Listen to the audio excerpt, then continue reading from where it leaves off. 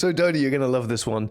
My inner 6-year-old is like bouncing up and down to tell you about this. Oh, are we going to talk fungus again? No, we are not. Okay. Are you sure that I'm going to be excited to hear this? Yes, you definitely are. This is going to be Conor's favorite.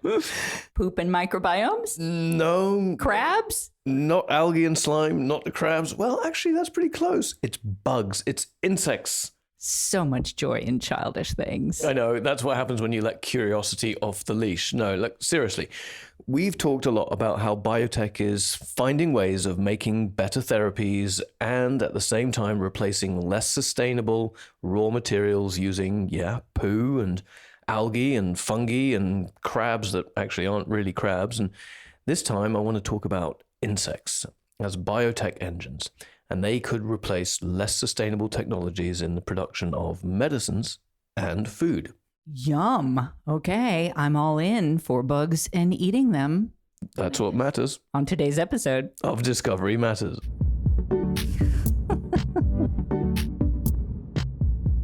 First of all, insects are very, very efficient producing proteins. Consider that every year around 80,000 tons of silk thread is produced by silkworms. And silk thread is composed by 2 proteins. It means that insects are huge in production of proteins in general. Some insect cells are able to produce more than 1,600 times protein than the most productive mammalian cells. So this is José Escribano, the founder and chief scientific officer of Algenex.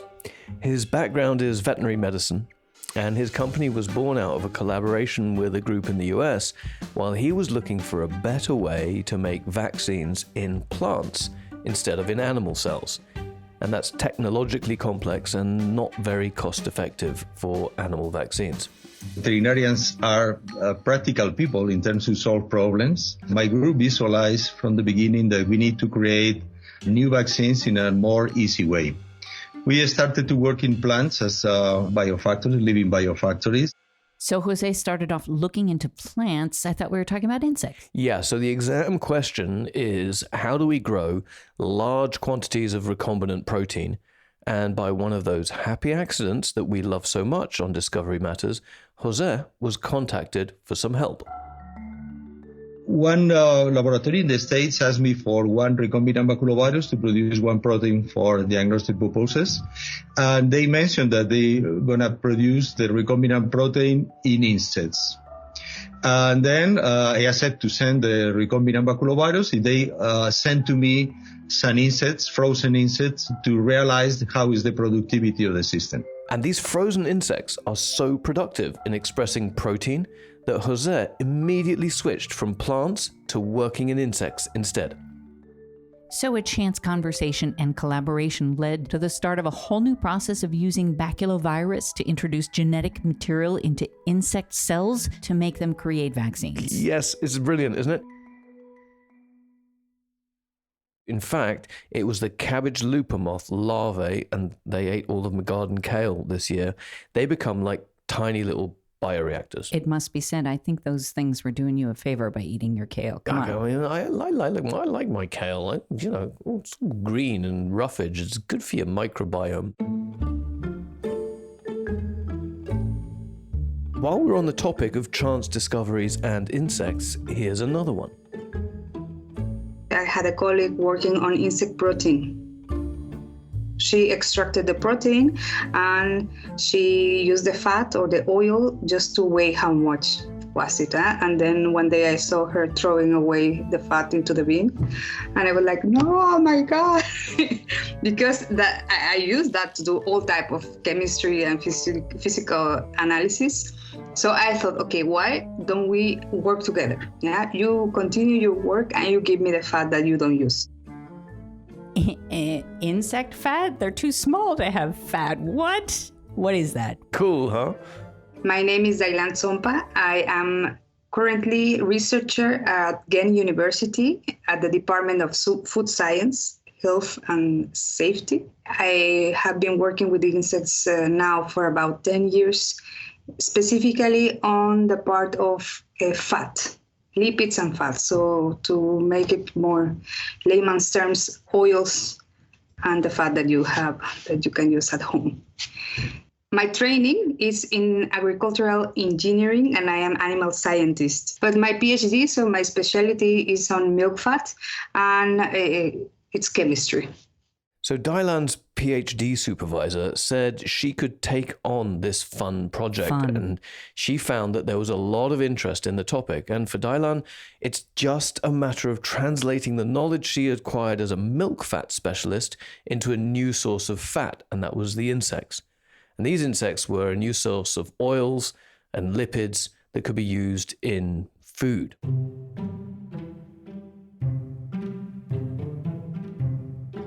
So you're telling me the chemistry has got to be similar. Insect fats, similar to other sources of fats like vegetable fats, animal fats.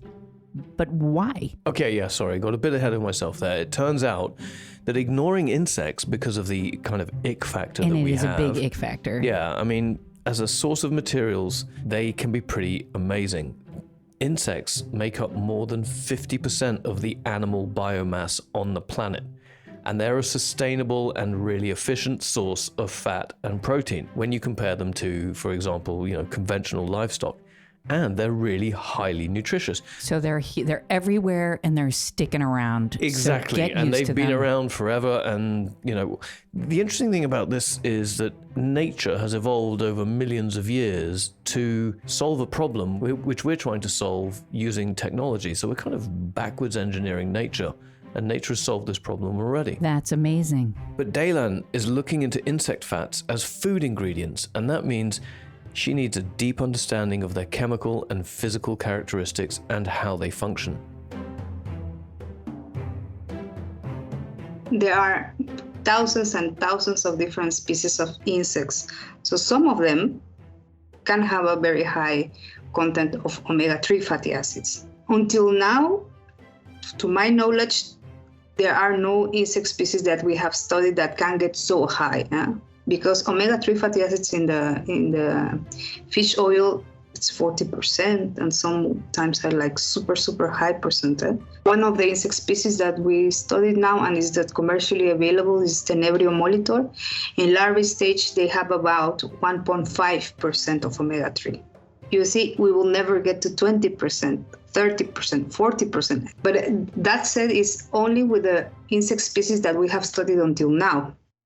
So we simply need to look to insect farms for the future of food and medicine. Yes, they could play a really important role, but of course, we kind of need to look after them properly so that we can coax them into doing exactly what we want them to do. Different insects like different environments. So back to Jose and his little tiny moth larvae bioreactors. Part of the know-how of the company was to optimize the biology of this process. The difference, for example, in temperature are critical in the productivity of the insect. The number of insects that you put in a specific surface is also important because we need to synchronize the growing of the insects in order to get to the pupa stage, which is the production unit at the same time. All the insects reared in the same rearing box. All of these things, of course, part of the technologies has been patented. For example, the rearing boxes, the robots, also the trays in which we put the pupa, which are compatible with the inoculation robot. So Jose and his team have mastered the cultivation of the moth larvae at scale, and then of course using the baculovirus to transfect the cells to make the medicines that they want. So the production of recombinant proteins is happening in the insect pupae form. That's right, yeah, because Jose and the team can keep millions of cells in a perfect physiological balance in that form, and they deliver the instructions to the cells in the pupae using the viral vector. And what's even more exciting, earlier this year, in the summer, the European Medicines Agency and the UK regulator validated an animal vaccine made based on Algenex's technology. It's paving the way for the potential use in human health applications as well. And the insect that we are using is the natural target of this baculovirus in nature, okay? And then it means that all the cells from the insect are really infected by the vector that we had genetically modified in the laboratory. And then we insert different genes in these vectors. We infect the pupa by an automated process by robots. And then after 4 to 5 days, we have all the cells already infected by the vector and producing the molecule that we want. This is so insanely sci-fi. Now I understand why you were jumping up and down to tell me all about this. Robots inoculating insect pupae for the production of recombinant proteins in these teeny tiny bioreactors. It's just so super cool. Moths. It's beautiful, isn't it? It's like a mashup of The Matrix and Blade Runner 2047 and Alien all in one, but without like the horrible dystopia bit. So what about Daylan? Is she using pupae as well for the fats? Not quite, but it does rely on the juvenile phase of the insect, a worm or larvae phase that grow from pupa into adults. And it's in the larval phase where they have the highest content of fat because, well, they're just like little eating machines, yum, yum, yum, yum, yum, accumulating energy for, metamorphosis. And now we're into the very hungry caterpillar. Everybody's I know, back to my 6-year-old, okay? Exactly. And why are they so good at making fats? To make a fair comparison, in milk fat we have 4% of fat in weight basis, and in wet basis we will have 12% of fat in insects. So it's at least 3-fold more the amount of fat in the insects. Similar to what we have in seeds. Okay, so let me try to restate and just level set here. We've got our insects. We get them at the right phase in their life cycle. And we use them as factories for fats or medicines. Long term, what are we talking about? What is the opportunity? Well, look, no one technology is going to solve all the problems in biotech production, whether it's food or medicine or what have you. Insect cells just can't compete with the productivity of mammalian cells, for example, when it comes to making monoclonal antibodies. But vaccines, yes, because there, it might not be about productivity. As we've learned over the last couple of years, it can also be about speed. I think we can provide many advantages. Also stockpiling, we can generate an insect biomass containing the recombinant molecule, freeze this biomass, and keep frozen for more than 2 years. And at the moment that you need a new vaccine or this diagnostic reagent, whatever, you can just do the downstream from this insect biomass and produce the molecule in less than a week. And the stockpiling of this insect biomass is very cheap. The most expensive part of generating a biotechnology product is the downstream. It's a conventional technology. We can apply conventional technology to do the downstream of the molecules using our platform. So Jose is still working on veterinary medicines, but what about human therapies? Well, like any other medical intervention for humans, we want the regulatory hurdles to keep people really, really safe, right?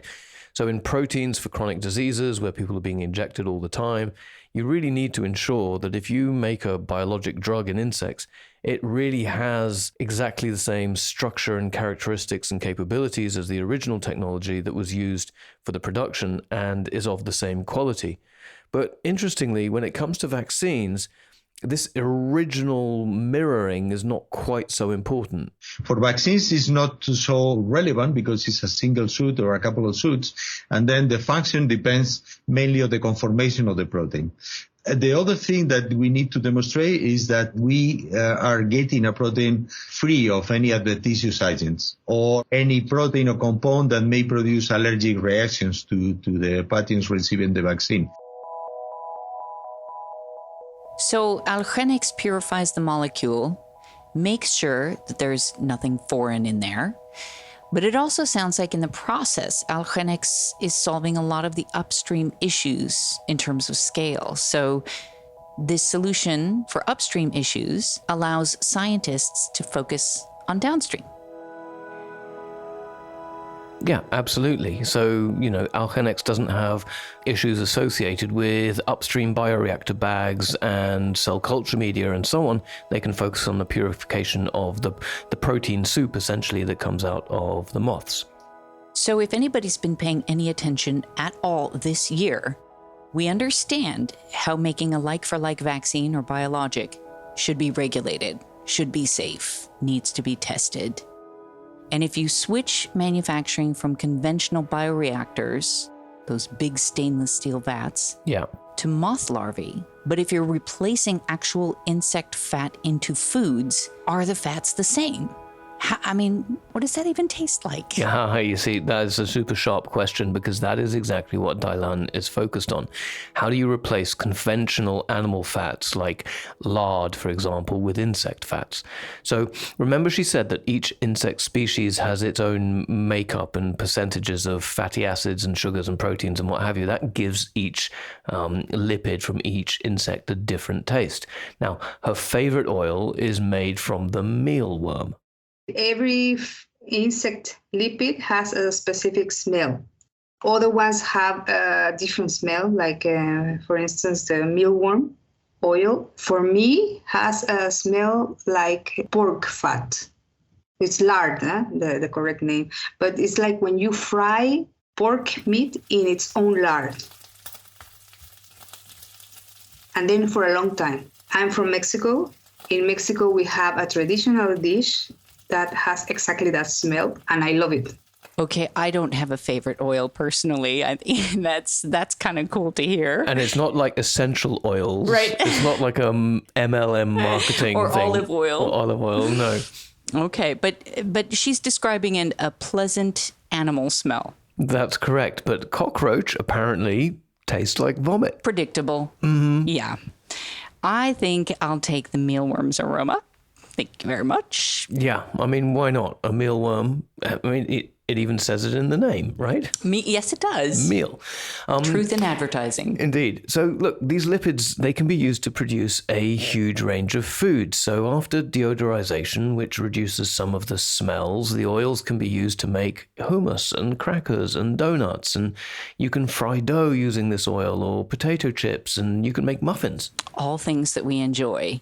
But each one of those foods must require different lipids. If every application requires a different type of physical property, if I'm following this all the way down. Exactly. So, you want a hard fat at some point and a flowing fat at other point and so on. So for croissants, you need a hard fat, and you can basically use that in any food application if you have the correct physical properties.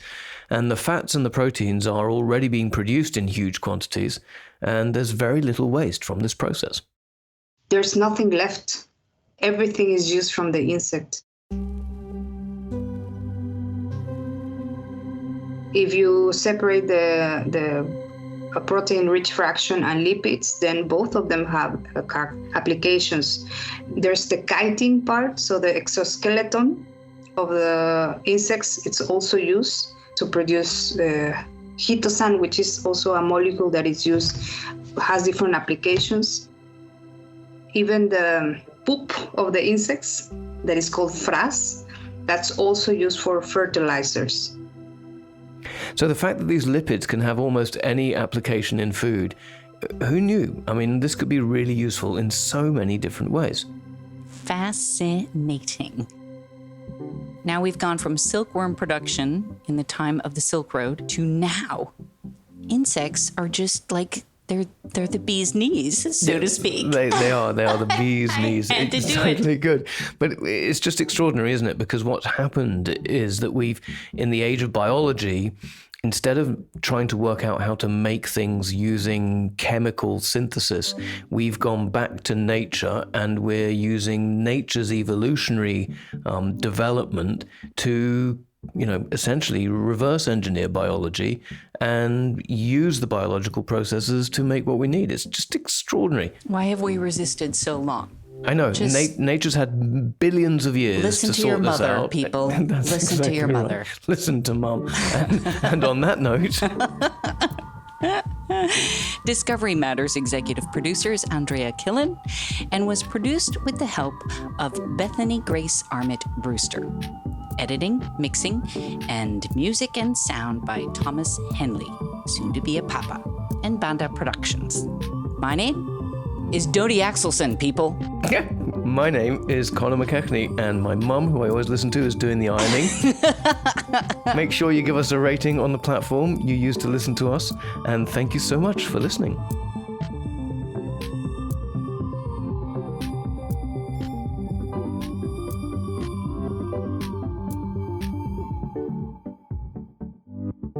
Hey, do insects go now on your list of new obsessions? They do. Bugs are on the list.